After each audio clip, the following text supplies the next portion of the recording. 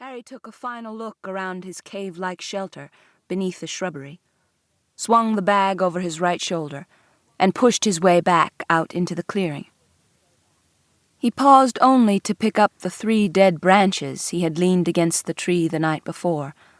Then, branches upraised in his left hand, he turned west, deeper into the park.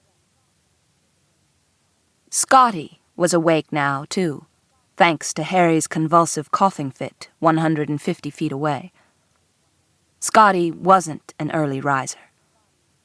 He lay for some time, listening through a stupor of sleep and booze to the preparations of his neighbor.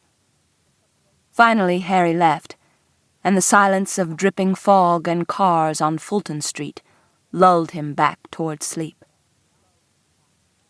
"But Theophilus was your friend," he told himself in disgust. "The least you can do is say goodbye to him." His hand in its fingerless glove crept out from the layers of cardboard and cloth he was swaddled in, closed on the neck of the bottle that lay beside his head, and drew it back in. The mound that was Scotty writhed about for a moment. Gurgles were followed by silence. Finally came a great, weary sigh.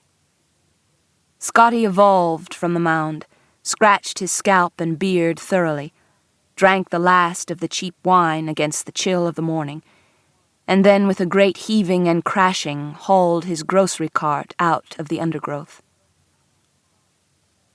Scotty didn't bother with self-beautification, just set his weight against what had once been a Safeway trolley and headed west. However, he walked with his eyes on the ground, occasionally stopping and bending down stiffly to pick up pieces of wood, which he then arranged on top of his other possessions. He seemed to prefer small pieces, but he had a sizable armful by the time he reached the baseball diamond. As he went under the 19th Avenue overpass, which was already humming with the early bridge traffic, Scotty was joined by Hat. Hat didn't greet him. Not aloud, at any rate, but nodded in his amiable way and fell in at Scotty's side.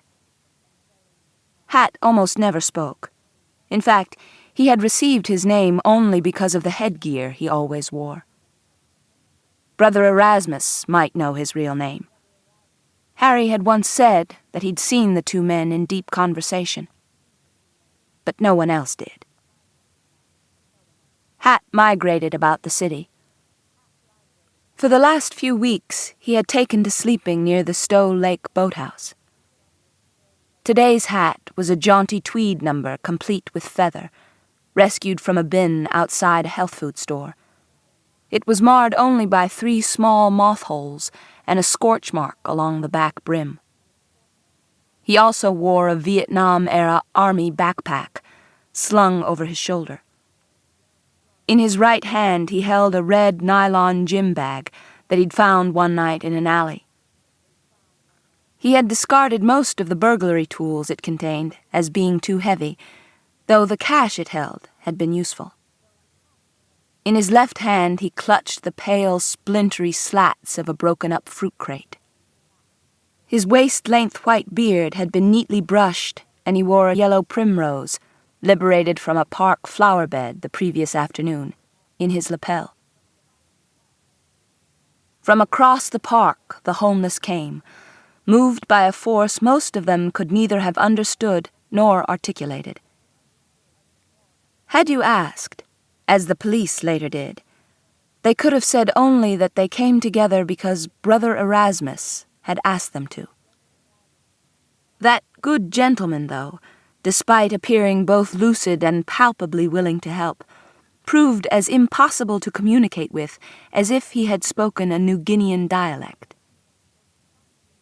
And so, despite their lack of understanding, they came.